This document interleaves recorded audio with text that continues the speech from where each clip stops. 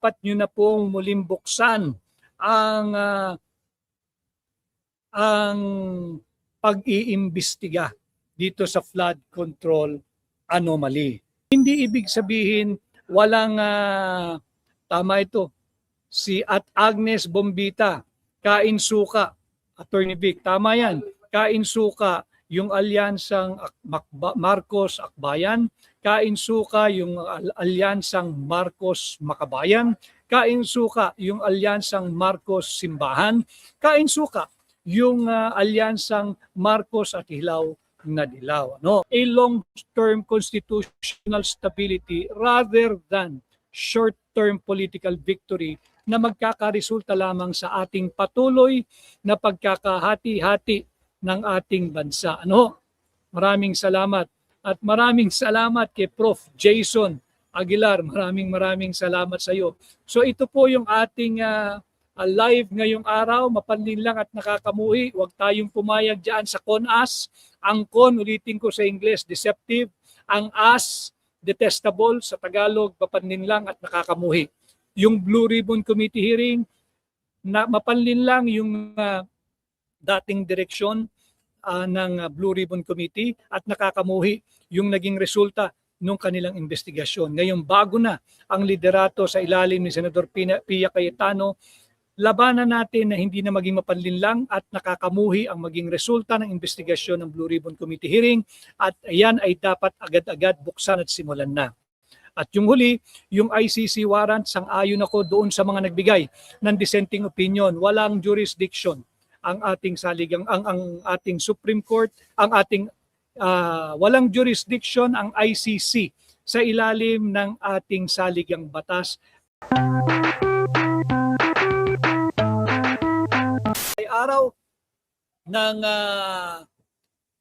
Martes, Tuesday, May 26, 2026 at live po ako sa ating podcast ngayong araw dito sa South Korea. Matagumpay po yung ating pagpupulong sa ating mga kabahagi ng Hakbang ng Maisog at iba pang kaalyansang grupo dito sa South Korea nung naganap po ito nung linggo. At nagpapasalamat ako sa Pangulo ng Hakbang ng Maisog kay Joselito Valdez at ganoon din sa ating pangalawang Pangulo si Donabel.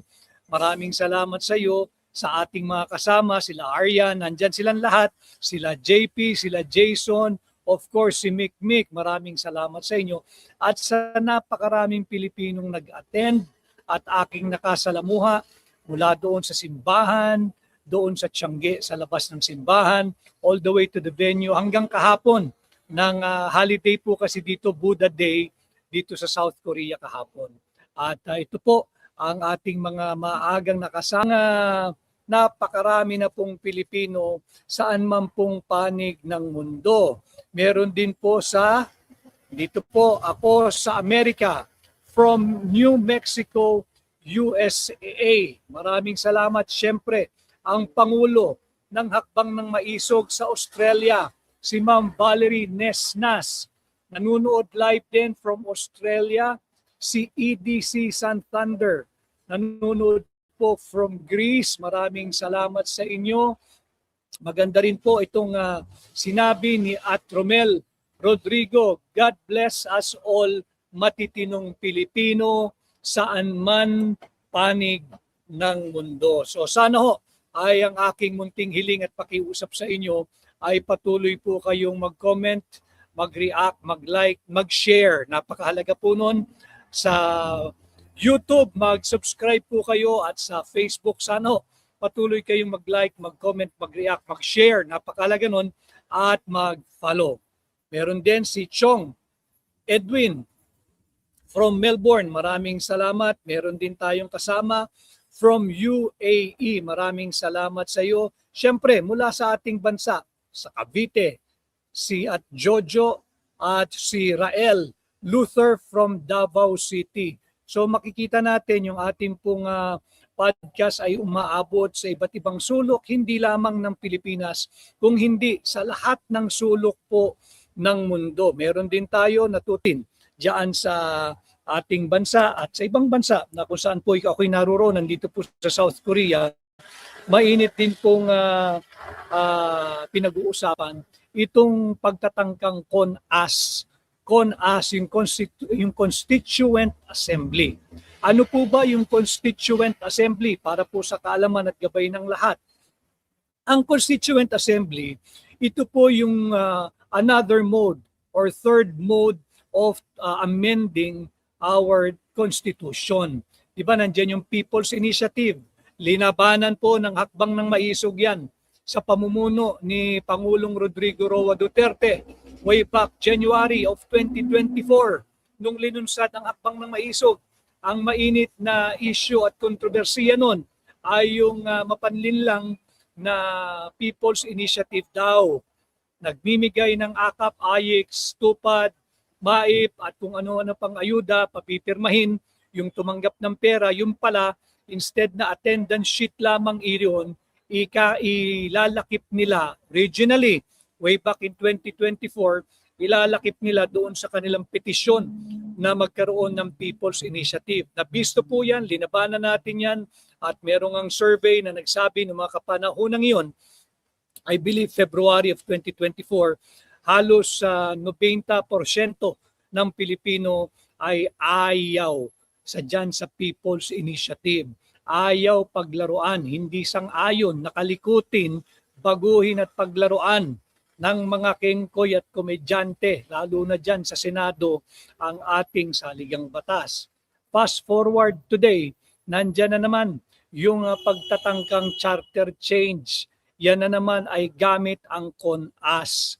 CONAS yung Constituent Assembly. Ito po isang proseso kung saan ang Kongreso, yung pareho, yung mataas na kapulungan, yung Senado at yung mababang kapulungan, yung Kongreso, ay magsasanib at iisahin ang kanilang sarili at gagamitin isang Constituent Assembly kung saan bubuksan, bubulat-latin, papaglaruan ang ating saligang batas. Yan yung mainit na pinag-uusapan sa ating bansa ngayon at mainit na talakayan din sa mga Filipino communities kahit sa panig ng mundo. Ito rin yung ating tatalakayin. Bakit mapanlin lang at nakakamuhi itong ginagawang tangka na paglaruan, muling paglaruan ang proseso, yung sagradong proseso ng pag-amyenda sa ating saligang batas. Yung CONAS, pag tiningnan po ninyo, yung magkahiwalay na salitang yan, yung CON, ang ibig po sabihin sa diksyonaryo ng CON sa Ingles ay deceptive. Kaya yung ating title, mapanlin lang, deceptive. Yung as is the but, yung puwet. Pero doon po sa lingwaheng kalye, ang ibig pong sabihin ng as ay detestable. Ibig sabihin, nakakamuhi. Yan po yung CONAS. Mapanlin lang na at nakakamuhi pa. Deceptive and detestable. Pag titingnan ninyo, talagang deceptive. Sinasabi nila na yung mga nagpapanukala nito, nais lamang nilang mapalawig ang kanilang termino.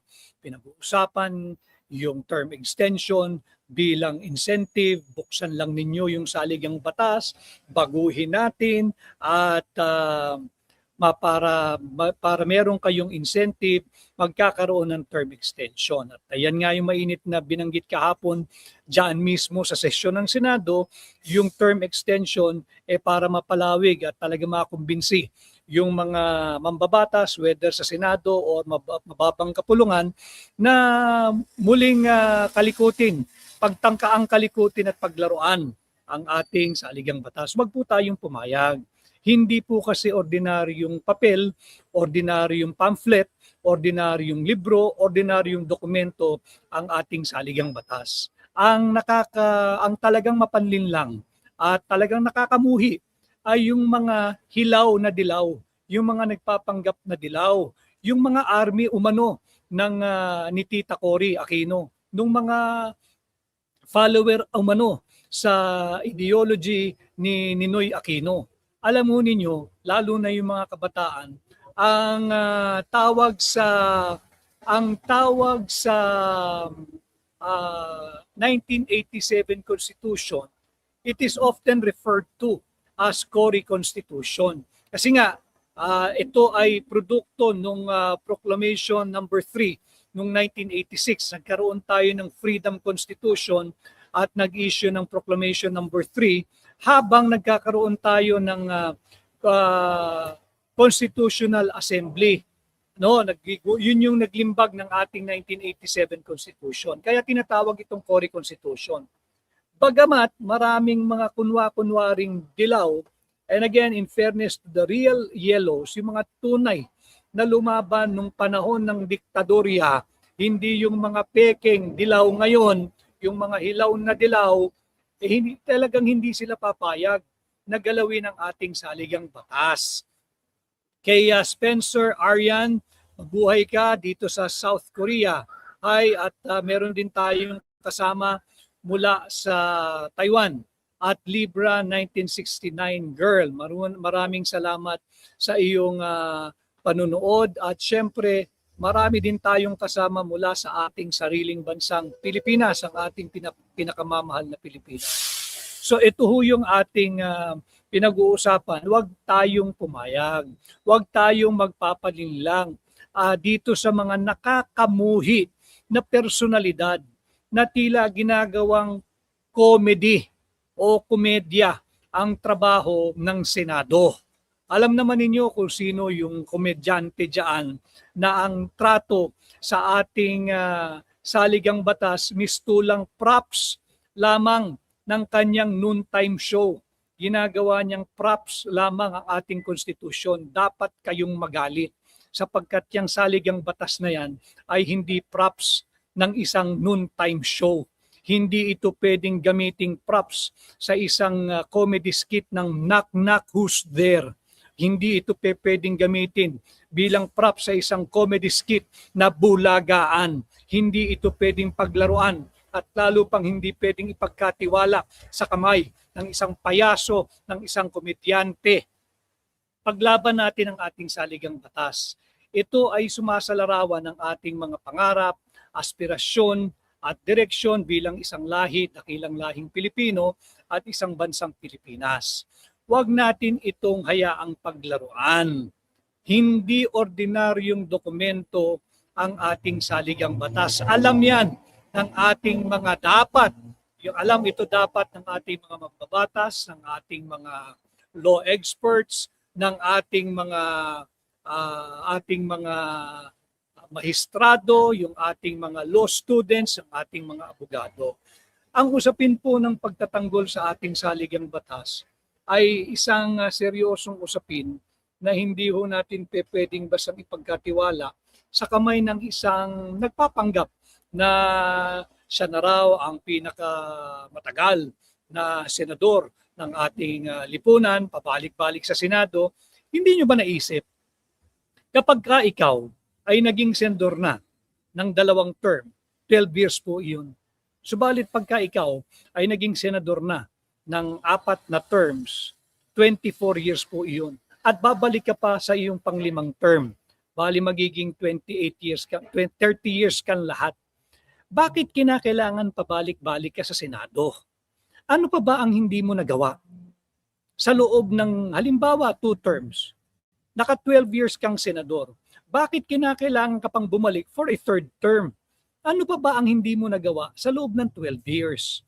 At kung meron kang hindi nagawa sa loob ng 12 years, tanungin natin, bakit hindi mo nagawa? O dili kaya, bakit hindi mo ginawa? At kung babalik ka pa for 3rd, 4th, 5th terms, mabigat na yan. Ginagawa mo na lang tambayan ang Senado. Hindi na tayo dapat pumayag niyan.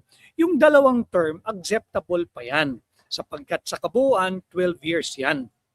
At mari, talagang tinangkili ka ng mamamayang Pilipino dahil maganda yung ginawa mo.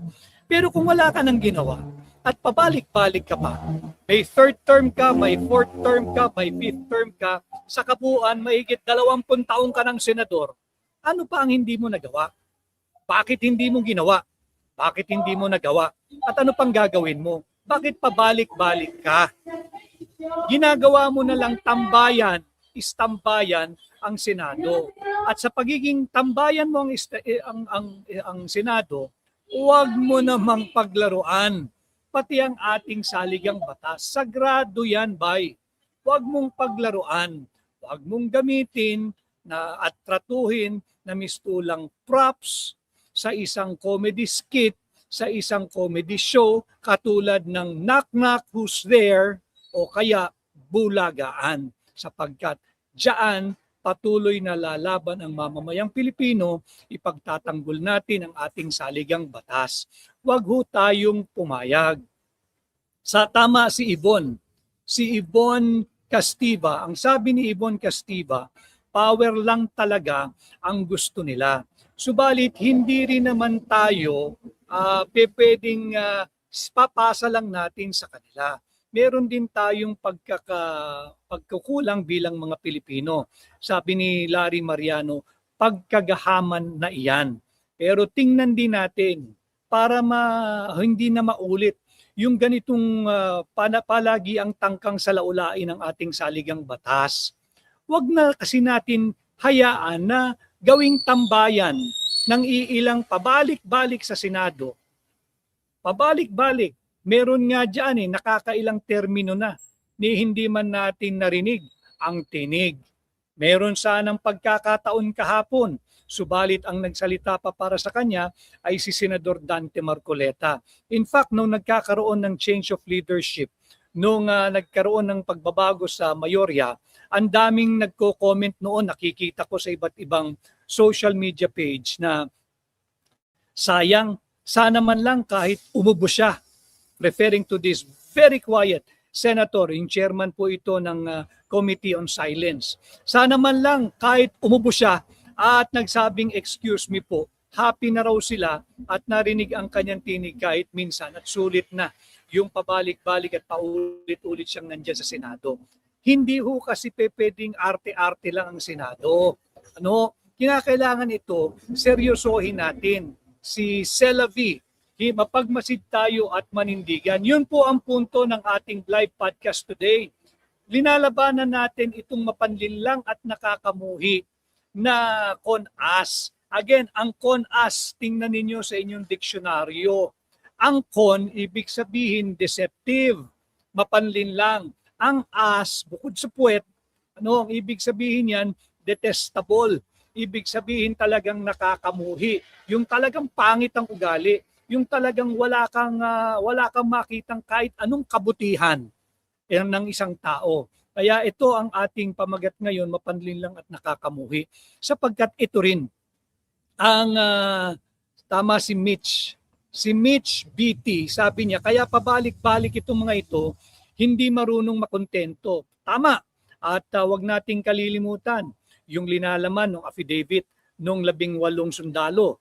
Hindi pa tapos iyan. Hindi ba na naghatid ng mali-maletang pera sa opisina diyan sa Baclaran. Dapat yan ay gawin din bahagi ng muling pagbubukas ng Blue Ribbon Committee hearing or investigation diyan sa nakakamuhing 1.7 trillion pesos more or less na flood control corruption. Dapat yan ay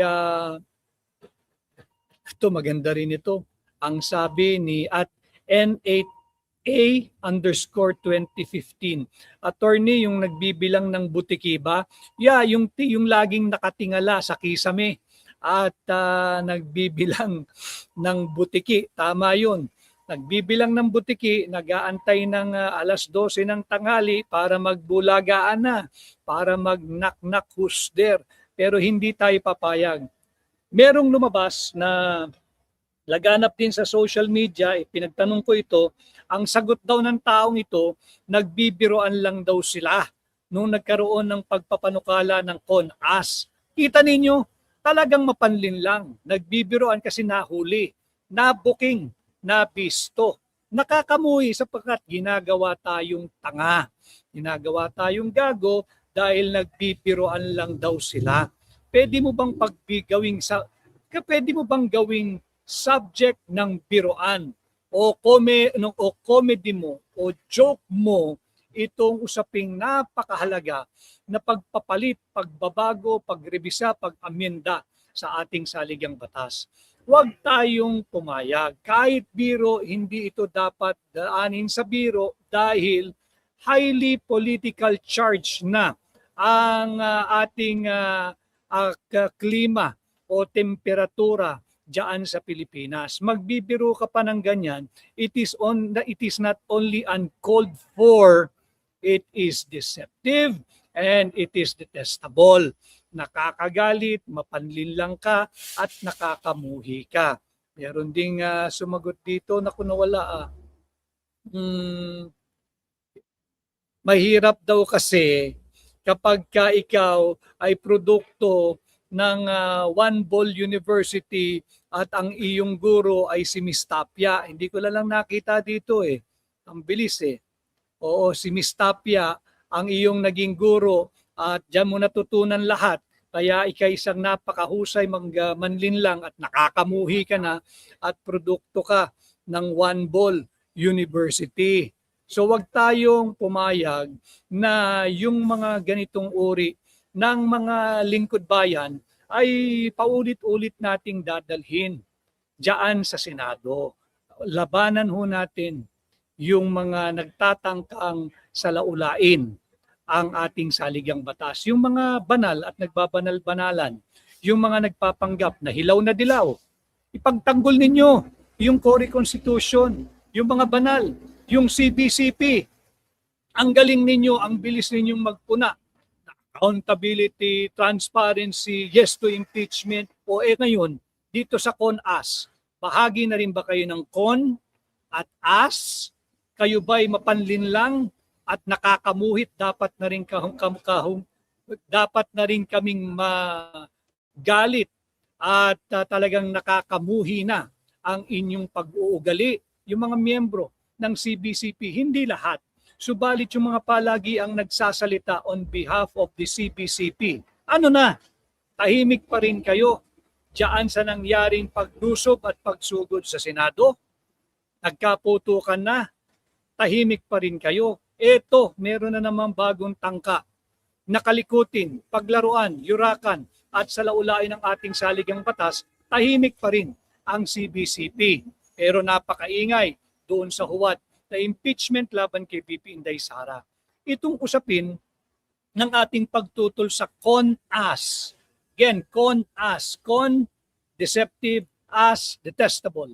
Sa Tagalog, mapanlinlang at nakakamuhi. Huwag tayong pumayag, mga kababayan. Paglaban natin, tutulan natin. Sapagkat hindi nabababa sa pwesto tong mga ito pag hinayaan natin. Kaya nga tayo merong periodic election because that is the freest that's the freest form of exercising our democracy and our freedom of expression, of speech, of choice. Huwag tayong pumayag at hindi sa kamay ng mga nakakamuhing politikong ito. Di pa ba tayo natuto? Yung trilyon-trilyong pisong nawala dahil inanod sa baha ng korupsyon, di pa ba tayo natuto? Hindi pa nga tapos ang labang yan. Hindi pa nga napapanagot yung mga nagnakaw ng trilyon-trilyong piso. Hindi pa rin napapanagot yung mga nasa likod kung bakit daan-daang Pilipino ang namatay dahil inanod ng tubig baha. Nalunod, nalubog ang tahanan, nasira ang kasangkapan, nasira ang mga sasakyan. Yung iba'y nakautang pa at hindi pa nababayaran. Hindi pa ba tayo nagagalit dyan? Maraming salamat po sa mahigit 1,000 live viewers natin at sana ho'y patuloy kayong mag-like, mag-comment, mag-react, mag-share at mag-subscribe sa YouTube. At ganun din po sana ay patuloy po kayong mag-like, mag-comment, mag-react, mag-share at mag-follow sa Facebook. Yung naririnig po ninyo ay kampanya po rito. Meron pong nalalapit na eleksyon dito for mayor. At ibang-iba po ang kampanya nila rito kumpara sa Pilipinas. Dito po, you will really find it boring. Ang nakasakay sa isang sasakyan na may LED, yung kandidato lang ng mayor, mag-isa lang siya. At yung mga kanyang nangangampanya, iilan lang. At napakalinis po ng mga pader nila. Sasabit lang sila na tarpaulin and at the end of the campaign, tatanggalin na ho yan. And I think because subsidized ng pamahalaan ang kampanya rito. Hindi ko kagaya sa atin. Hindi nila inaamin, ayaw nilang magsabatas na dapat subsidize yung kampanya ng mga lehitimong kandidato, yung mga lehitimong political party. But ang katotohanan, ipokrito po kasi yung ating mga batas. Ang katotohanan, more than subsidize, funded po ng gobyerno ang kampanya ng mga nasa pwesto. Andyan ang AKAP, andyan ang AYIX, nandyan ang MAIF, nandyan ang TUPAD, nandyan kung ano-anong ayuda. Pera ng gobyerno yan, pera nyo yan, pera natin yan, buwis natin yan. Kaya yan talaga hindi lamang subsidized, talagang funded ng gobyerno yung kampanya ng mga incumbent. Kaya wag na tayong magpatumpik-tumpik pa. Dapat yan gawin ng merong subsidiya ng pamahalaan provided yung legitimate candidate at yung legitimate political party or parties lang ang magka-qualify. Pero yung sasabihin mong hindi maaari yan, walang pera gobyerno, gobyerno ang gumagastos. Ang vote buying ng mga nakapwesto, yan yung AKAP, AYIX, MAIP, yung TUPAD at kung ano-anong ayuda. So dito tayo sa ating mapanlinlang at nakakamuhing pamagat, wag ho tayong pumayag na paglaruan at kalikutin, yurakan at babuyin lapastanganin ng ating saligang batas ng mga komedyante at kengkoy dyan sa Senado. Hindi ito, ulitin ko huwag kayong pumayag na tratuhin bilang props. No, huwag tayong pumayag ng ating saligang batas ay tratuhin bilang props ng iilang komedyante na akala nila ay nasa noontime show pa rin sila habang sila'y nagtatrabaho bilang mambabatas at inaantay ang kanilang segment para mahirit nila yung kanilang linyang knock-knock, who's there, o kaya bulagaan. Huwag tayong pumayag, mapang-abuso na yan. At maraming salamat din sa iyo at Rick Hen Valencia. Thank you for your service. Marami rin pong salamat sa inyong patuloy na pagsuporta, pag-agapay sa ating programa. So yan po yung unang bahagi, yung mapanlinlang at nakakamuhi. Huwag tayong pumayag dyan sa ating PONAS. Bantayan natin, paulit-ulit kong sinasabi, suportahan natin. Magpayag kayo ng suporta at pakikisa doon sa Patriot 13. At itong Patriot 13, yung 13 senador na bumubuo ng kasalukuyang mayorya, atin silang suportahan nang sa ganoon hindi sila mahinaan ng loob, hindi sila masiraan ng loob, at patuloy silang tumindig para sa bansa. Para sila'y patuloy na maging Patriot 13. Bantayan din natin. Baka naman dyan sa Patriot 13 ay magkaroon na traitor sa 13. Huwag naman sana. Kaya natin dapat silang ipagdasal, suportahan, magpatid kayo ng inyong message of support dito sa Patriot 13 para maiwasan nating magkaroon ng traitor amongst the 13. Para walang tatalikod dahil pagka yung Patriot 13 ay manatiling tapat sa kanilang sinumpaang at katungkulan na laging magsisilbi para sa Pilipino at para sa ating inang bansa, panalo ang Pilipino. Kaya wag nating pahintulutan na meron sa kanilang manghinaan ng loob. Dahil pagka yung Patriots 13, merong tumalikod dyan, babantayan natin kung sino. Wag naman sanang ipag-adya, wag naman sanang mangyari, at wag naman sanang ipagkaloob na dyan sa Patriot 13 ay magkaroon ng traitor sa 13. No? So, wag tayong pumayag, labanan natin itong mapanlinlang at nakakamuhi na CONAS, yung panukalang Constituent Assembly. Wag tayong pumayag. Again, sa Ingles, yung con, when you look at the word into your dictionary, it means deceptive. At yung as, ibig sabihin yan, detestable. Sa Tagalog, nakakamuhi. Yung mga nagsusulong at nagtutulak ng CONAS, bukod sila'y mapanlinlang, nakakamuhi ang mga karakter nito. Nakakamuhi ang mga pagkatao nito at hindi dapat pagkatiwalaan. Maraming salamat at At Galaxy kasama natin. Maraming salamat sa iyo. Si At Galaxy from Singapore. Ganon din si At Tyson. Sabi ni At Tyson, tama po, Attorney Vic, we are supporting the Patriot 13. Oh, please, let us support the Patriot 13 and let us continue praying for them na malampasan nila lahat ng pressure, lahat ng pananakot para wala namang maging traitor diyan sa Patriot 13. Maraming salamat. Ang ganda naman ng message nito. At Freeway Lane. Sabi niya, Freeway Lane, hindi buong araw ko kapag hindi kita marinig ng live. Maraming salamat. Maraming salamat. Si Diana Litiu. Kasama rin natin si Diana Litiu. Kasama natin siya mula sa Japan naman. So maraming salamat sa lahat ng Pilipino, saan man pong panig ng mundo. Suporta po kayo dito sa inyong pahina, ang Tinig Maisog. Ito pong mapanlinlang at nakakamuhi nating pamagat ngayong araw, kasali rin din po dito yung Blue Ribbon Committee investigation. Mapanlinlang at nakakamuhi. Natatandaan ninyo nung kay Senador Dante Marcoleta ang nagmamaneho bilang chairman ng Blue Ribbon Committee, nasa tamang direksyon yung tinatahak ng investigasyon. Subalit siya'y pinalitan. Doon nakita natin kung gaano mapanlinlang yung naging direksyon ng Blue Ribbon Committee hearing pagdating sa ghost flood control projects, doon sa substandard ghost flood control projects, at doon sa missing trillion pesos worth of flood control funds. Naging mapanlinlang at nakakamuhi naman talaga. Hindi pinatatawag yung dapat ipatawag, yung may kinalaman sa disbursement ng pondo ng pera ng Pilipino, kagaya ni, huwag ninyong kalilimutan, Secretary Mina Pangandaman, yung dating kalihim ng DBM, yung Yusek Adrian Bersamin, hindi pinatawag yan. At ang dami pa yung naging poster boy nung dating chairman ng Blue Ribbon Committee. 'Di ba, yung poster boy ng corruption, yung congressman ng 1st District ng Mindoro, si Arnan Panaligan. Yan, wag nating kakalimutan yan.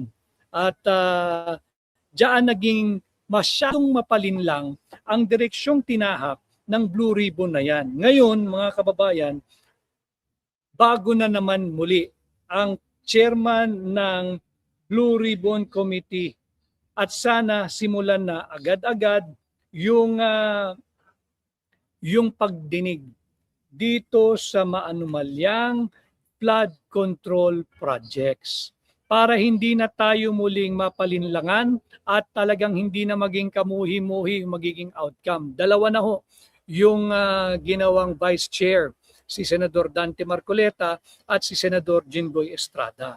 Nakikita natin na nagiging masidi yung pag-atake diyan sa Senado at yung ating mga senador, dahil nakikita natin na kung ano-anong kaso. May kaso na namang bago si Senador Dante Marcoleta. Ganon din yung ngayon ay kasalukuyang mga pribadong tao. Si Mike Defensor, si Aristotel Viray at meron pang isa. Tinitingnan ko yung aligasyon. Mapanlin lang ho kasi yung sa plunder laban kay Senador Marcoleta. Senator Marcoleta is a good lawyer, meron siyang battery of lawyers at kaya niya ipagtanggol ang sarili niya. Pasimplihin ko po dahil yun ang ating layunin, na may angat ang pampublikong diskurso, ang antas ng pampublikong diskurso at higit pong mamulat ang inyong kaalaman at higit pong madagdagan ang inyong kamulatan. Wala pong plunder doon sa aligasyon na tumanggap ng financial donation or contribution si Senador Dante Marcoleta. Meron na pong naging kahalintulad na kaso yan noong early 2000 na naging na desisyon na rin diyan sa tanggapan ng ombudsman nung mga panahon na yon. Hangga't hindi mo napapatunayan na yung perang idinonate kay Senador Dante Marcoleta ay government money, nasaan ang plunder doon? Private transaction nila yon. Hangga't hindi mo napapatunayan na merong kapalit na transaksyong hinilingi yung nag-donate o nagbigay ng kung ilang milyong piso bilang campaign contribution or donation or gift. Walang plunder dyan. Kaya ito ay isa na naman bahagi ng mapanlinlang na aligasyon laban kanino? Sa isang kritiko ng mapang-abusong administrasyon. Nakikita naman natin, kitang-kita lahat ng pattern na yan. Kaya yung mga hilaw na dilaw na napakabilis humusga, nasaan kayo? Ngayong meron na naman nagbabadyang tangka na sa laulain yung Cory Constitution, yung hilaw na dilaw. But of course, we do not expect people from hypocrite people like you, yung mga hilaw na dilaw, yung alyansang Marcos Akbayan. Wala na ho yan. Yan, kabilang yan dito sa ating topic na papanlinlang at nakakamuhi. Sila yung sigaw ng sigaw dati ng kung ano-ano laban sa pamilya Marcos. Hindi lang kay Bongbong Marcos, sa pamilya Marcos. Ngayon, magkasiping na ang Akbayan at ang Marcos administration. Magkasiping na yung Makabayan at Marcos administration. Magkasiping na ang CBCP at Marcos administration. Magkasiping na yung mga hilaw na dilaw at ang Marcos administration. Magkasiping na yung mga grupo ng mga mahihilig sa saba at ang Marcos administration. So dito natin makikita, sadya silang mapanlinlang at nakakamuhi na. Nakakamuhi sapagkat, alam ho ninyo, bansa na natin ang nakataya. Naririto po ako ngayon sa South Korea. Nakakainggit kahit gabi. Ating gabi ka rito, madaling araw kang umuwi, mag-isa, mabababae, lalaki ka man, hindi ka ma-hold up, hindi ka mapapano. Hindi ibig sabihin walang, tama ito, si at Agnes Bombita, kain suka, Attorney Vic, tama yan, kain suka yung alyansang Marcos Akbayan, kain suka yung alyansang Marcos Makabayan, kain suka yung alyansang Marcos Simbahan, kain suka yung alyansang Marcos at Hilaw na Dilaw. No? So talagang dito, makikita mo, yung kanilang buwis, magaganda ang kalsada, payapa, pakaraming pulis, pwede kang maglakad kahit gabi. At ito rin, yung naging sentimiento ng ating mga kababayan dito na sana bumalik yung nangyari nung panahon ni Pangulong Duterte. Simula pa lamang yun eh. Dapat yun tutuloy-tuloy eh. Yung nakakaramdam tayo ng kapayapaan tuwing lalabas tayo ng ating tahanan, maaari ka nang maglakad sa gabi, yung mga nagtatrabaho na panggabi, whether pang call center ka o nasa service industry or hospitality industry ka sa hotel, uuwi yan madaling araw. Ang binibida nila noon, pag uwi nila, wala na. Yung mga maiingay, nagiinuman, nandyan sa dilim, sa kanto ng kanilang kalsada, nawala na yan. Naging panatag, naging maayos, at talaga namang meron ng respeto at takot sa batas. Ngayon, kabaliktaran naman. Hindi ba inaabuso na weaponize yung ating batas laban sa mga kritiko at naninindigan laban sa maling polisiya ng kasalukuyang administrasyon. Si Marco J. Vinuya. Maraming salamat kay Marco J. Vinuya. Kasama rin natin siyang nanonood mula dyan sa Czech Republic. Maraming salamat. At ganun din si Jason, no? Hindi lang ikaw, Gerson Ordanyes. Maraming ganyan ang sentimiento kahit dito sa bansang South Korea, no?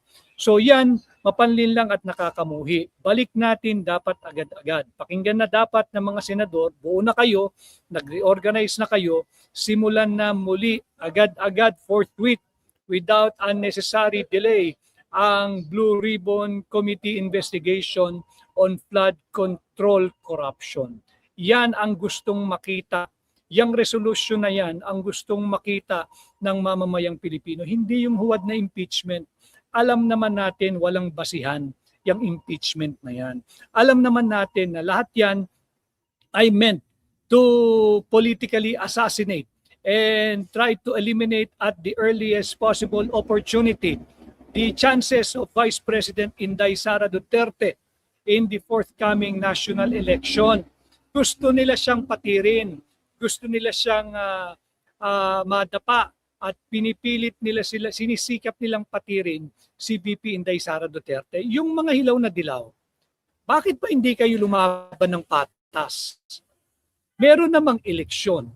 Kung ayaw ninyo, halimbawa ayaw ninyo kay VP Inday Sara na maging presidente sa 2028. Wala namang namimilit sa inyo na ikampanya si VP Inday. Wala rin namang namimilit sa inyo na iboto si VP Inday. E di ikampanya ninyo ng buong husay ang inyong mapupusuan o mapipisil na kandidato. Iboto ninyo yung inyong mapipisil at susuportahan at ipangangampanyang kandidato. Bakit hindi kayo lumaban sa isang patas na paligsahan kagaya ng isang malaya at demokratikong eleksyon? Una dilaw mga entitled ang gusto, pagka gusto, kahit ano pang babaliing batas, gagawin nila. Kaya wag tayong pumayag na magpatuloy yung ganitong mapanlinlang na pamumulitika ng mga hilaw na dilaw, yung mga puwersang nagsanib, at yung alyansang Marcos-Akbayan. Talikuran nyo na po yung alyansang Marcos-Akbayan. Talikuran nyo na rin po yung alyansang Marcos-Makabayan. Hindi po makabayan ang mga yan. Talikuran nyo na rin po yung alyansang Marcos at simbahan. Yang simbahan, walang bukang bibigyan pagka may kalamidad, kung hindi, second collection, be more generous, and you will be rewarded. Paano maging be more generous? Ang daming ang pera nakikita ninyo, trilyon-trilyon piso, ninanakaw, inaanod ng baha. Pero wala kayong pahayag. Hindi ninyo kinukondina, hindi kayo nagsasalita ng anuman laban sa korupsyon na nagaganap sa ating bansa. Kagaya na lamang nung Blue Ribbon Committee Investigation on Flood Control Scam, patawag na kaya itong si Congressman Arnan Panaligan. No, yung Congressman Arnan Panaligan, patatawag na kaya ito sa ilalim ng bagong liderato ng Blue Ribbon? Yung mga mamamayan natin diyan sa Oriental Mindoro, yung 1st Congressional District ng Oriental Mindoro, hindi ito walang basihan. Tatandaan ninyo, yung privilege speech ni Ping Lacson, nung bago siya maging chairman ng Blue Ribbon, ang kanyang poster boy ng corruption, ang kanyang poster boy ng substandard or ghost flood control projects ay yung 1st District Congressman ng Oriental Mindoro na si Congressman Arnan Panaligan. Tanong, ito ba'y ni minsay pinatawag? Narinig ba ninyo ang boses nito? Ito ba'y nakasuhan? Meron bang investigasyong isinilalim ang taong ito? To be fair to the man, hindi naman agad-agad siya ay guilty. Subalit dapat siya ay bigyan din ng kanyang right to due process at equal protection. Ipatawag, dinggin ang kanyang panig. Bakit ikaw ginawang poster boy ng corruption ni Ping Lacson? May katotohanan ba sa ghost flood control project sa iyong distrito at sa iyong probinsya? May katotohanan ba sa mga substandard ghost flood control projects na kahalintulad nung naging content, nung naging konteksto ng naging pahayag ni Ping Lacson nung ikaw ay ginawang poster boy ng flood control corruption? Yan yung mga dapat itanong at sana ay ipatawag ang mga kagaya nito ni Adrian Bersamin, ni Mina Pangandaman, itong mga taong dapat matagal nang ipinatawag ng Blue Ribbon. Siyempre, wag din nating kalilimutan, ipatawag na yung 18 sundalo. Yung 18 sundalo na nag-execute ng affidavit at sinabing mali-malitang pera ang kanilang inihatid sa kung kani-kaninong malalaking personalidad. Dapat yan ay ipatawag na. Ano na ang nangyari doon sa kaso laban kay Martin Romualdez na mukhang mauuna pang maresolba yung kasong plunder laban kay Senador Dante Marcoleta at 3 iba pa na ngayon ay wala naman sa gobyerno.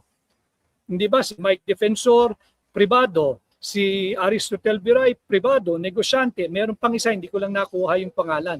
Baka mauna pa yung resolusyon ng kakabagong 10 kaso lamang laban kay Senador Dante Marcoleta kesa dito sa resulta ng investigasyon sa kaso laban kay Martin Romualdez. Kaya ito nga ulit ang ating pamagat, mapanlinlang at nakakamuhi, no? At nakakamuhi. Yes, hindi ko lang alam ang paano sabihin ng pangalan mo. Yes, I am enjoying my stay in South Korea. Maraming salamat sa iyo. Sabi ni at Agnes Bombita, yan ang sigaw ng tao. Dorpia Cayetano, sana pakinggan mo ito, yung sigaw ng mamamayang Pilipino. Sabi ni Agnes Bombita, tama ka po Attorney Vic, Blue Ribbon Committee, now na. Now na, hindi mamaya, hindi bukas, hindi sa susunod na linggo. Dapat nyo na pong muling buksan ang pag-iimbestiga dito sa flood control anomaly. At again, the third part ng ating pamagat, mapanlinlang at nakakamuhi.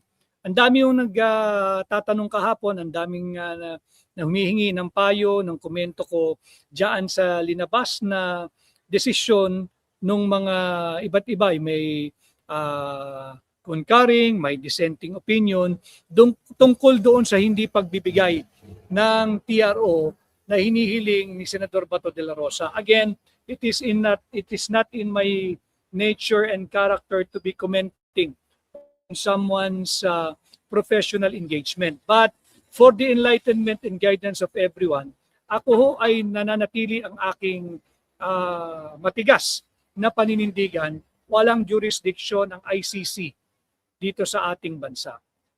Ang dalawang bagay po ang aking talagang hinimay ng todo, yung dissenting opinion ni Supreme Court Associate Justice Hernando at ni Supreme Court Associate Justice Ma'am Amy Lazaro Javier.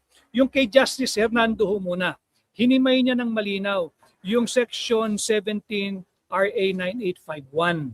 Ito po kasi yung mga pilit na itinutulak and ang basis for justifying, kagaya ng mga hilaw na dilaw, yung talagang galit na galit lang sa liderato at leadership style ni Pangulong Duterte.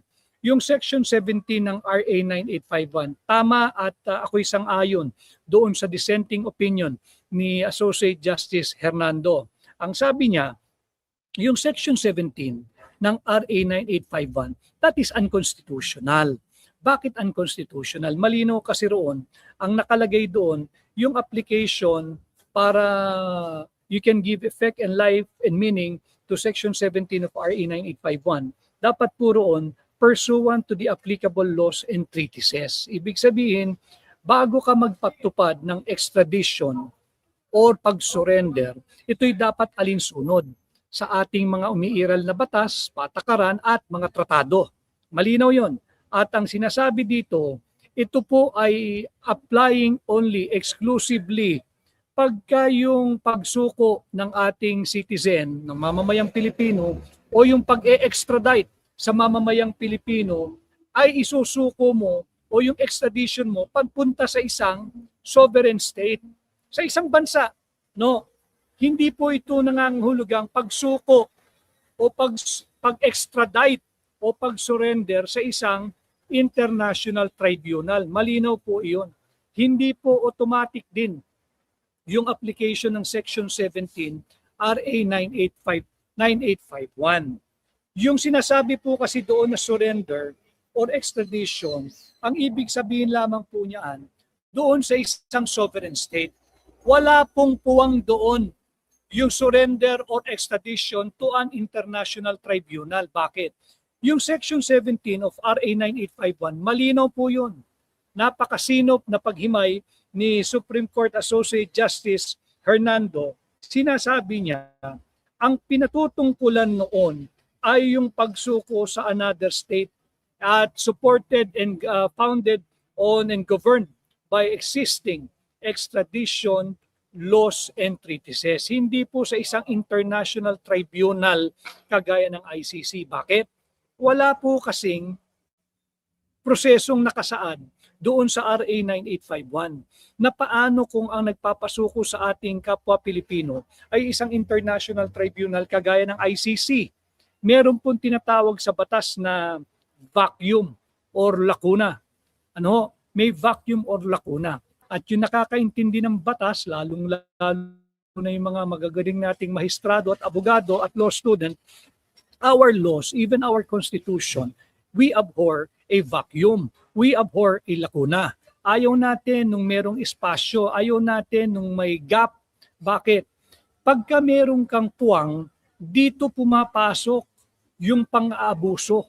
Kagaya ng nangyayari ngayon, pang-aabuso ng mga instrumentality agencies ng executive branch. At unconstitutional, yung Section 17 of RA 9851, sabi ni Associate Supreme Court Justice Hernando, sapagkat ito po ay hindi nakapasa doon sa tinatawag nating completeness test. Kaya wag tayong magpapalinlang at wag tayong makikinig dito sa mga talagang nakakamuhing personalidad, no?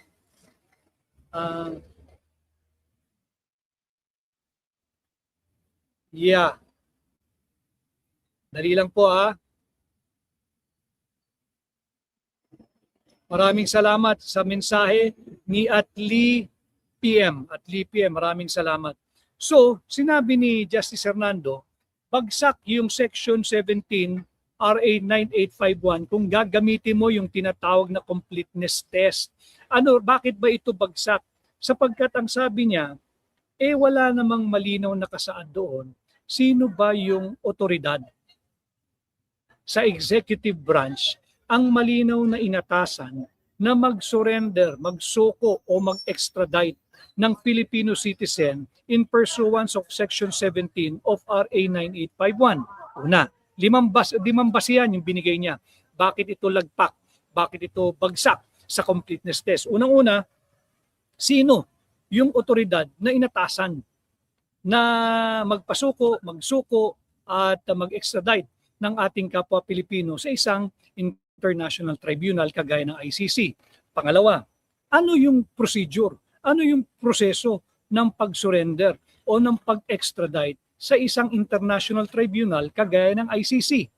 Bagsak pa rin sa completeness test. Pangatlo, ano yung karapatan ng suspect? Ano yung karapatan ng akusado? Ano yung karapatan ng arestado? Ano yung karapatan nung i-extradite sa ilalim ng Section 17 of RA 9851? Pang-apat na punto, ano yung basihan ng ebidensya o ano yung panukat na ebidensyang gagamitin? Kinakailangan ba proof beyond reasonable doubt? Kinakailangan ba clear and convincing evidence? Kinakailangan ba ito na preponderance of evidence? Kinakailangan ba substantial evidence? Walang malinaw, kaya may vacuum, may lacuna. Ayaw nga ng batas na may vacuum at lacuna. At panghuli, pagka hinuli mo o yung may arestado ka o may extradite ka, kaninong custody mo ibibigay yan? Ito yung punto de vista sa dissenting opinion ni Justice Hernando. At panghuli, ang aking nahimay din ng maganda ay yung napakalinaw na dissenting opinion din ni Madam Justice Amy Lazaro Javier. Malinis yung kanyang sinabi. Sinabi niya that Senator Bato has demonstrated a clear and unmistakable legal right. Bakit? Unang-una siya ay Pilipino. At ang hinihingi niya ay remedyo sa ilalim ng ating saligang batas. Yung Article 8, Section 1 ng Article 8. Hindi ba yung karapatan ng Korte Suprema na silipin kung meron bang grave abuse of discretion amounting to lack or in excess of jurisdiction sa kahit na anong branch ng pamahalaan. At yan ay hindi encroachment on an co-equal branch of government. Kung hindi, power po talaga ng Korte Suprema yan na nakasaad sa Article 8, Section 1. Pangalawa, sinasabi ni Justice Ma'am Amy Lazaro Javier, dapat bigyan ng due process. Na-diskurso na po natin yan, yung equal protection of laws. At ang sinasabi niya, basahin ko po ito the enforcement of an alien warrant and surrender process without judicial oversight would allow the executive, ulitin ko yung enforcement, yung pagpapatupad ng alien warrant at yung pagsusuko ng ating kapwa Pilipino nang hindi dumadaan sa prosesong hudikatura o prosesong legal sa ating korte, ito raw po ay magre-resulta saan? Number one, it will result in the deprivation of a citizen of his or her liberty without finding of probable cause. Number one. Pangalawa, pag hindi dumaan ito sa proseso sa ating korte, hindi matitingnan, hindi ma-check, hindi ma-validate kung valid ba yung warrant of arrest. At pangatlo, kung walang judicial assessment of whether the surrender complies with domestic laws, babalik tayo uli doon sa kanyang isinulat din, sa kanyang dissenting opinion. Essentially, ang sinasabi ni Ma'am Justice Amy Lazaro Javier, observe the supremacy of our Constitution. Higit sa lahat ang ating saligang batas. At sinabi niya, itong mga constitutional rights and principles are deemed written. Kahit hindi mo isaad yan sa Section 17 of RA 9851, ito'y nangangahulugan na ang mga constitutional safeguards ay deemed written o nakaugat na, nakaukit na sa anumang batas, dekreto, ordinansa o Republic Act na ipapasa ng Kongreso at o ng mga city or municipal or provincial council. So malinaw po iyan. At ang atin laging panawagan para hindi po tayo mapalinlangan ng mga nakakamuhing personalidad, sana naman unahin na ang bansa. Let us let go of the yung nangyayari po kasi sa atin. Hindi na natin inoobserbahan yung ating konstitusyon. We have to work for a long-term constitutional stability and let go of that short-term political victory at the expense of economic, political, and constitutional stability. Kalimutan na muna yung mapanirang uri ng politika. Atin sanang ipatupad yung mga dekreto, yung mga batas, yung mga proseso that will work for the strengthening and to ensure a long-term constitutional stability rather than short-term political victory na magkakaresulta lamang sa ating patuloy na pagkakahati-hati ng ating bansa. Maraming salamat at maraming salamat kay Prof. Jason Aguilar, maraming salamat sa iyo. So ito po yung ating live ngayong araw, mapanlin lang at nakakamuhi. Huwag tayong pumayag dyan sa con-as. Ang con, ulitin ko sa English, deceptive. Ang as, detestable. Sa Tagalog, mapanlin lang at nakakamuhi. Yung Blue Ribbon Committee hearing, mapanlin lang yung dating direksyon ng Blue Ribbon Committee at nakakamuhi yung naging resulta nung kanilang investigasyon. Ngayon, bago na ang liderato sa ilalim ni Senador Pia Cayetano, labanan natin na hindi na maging mapanlinlang at nakakamuhi ang maging resulta ng investigasyon ng Blue Ribbon Committee hearing at ayan ay dapat agad-agad buksan at simulan na. At yung huli, yung ICC warrant, sang-ayon ako doon sa mga nagbigay ng dissenting opinion. Walang jurisdiction ang ating ang ating Supreme Court, ang ating walang jurisdiction ang ICC sa ilalim ng ating saligang batas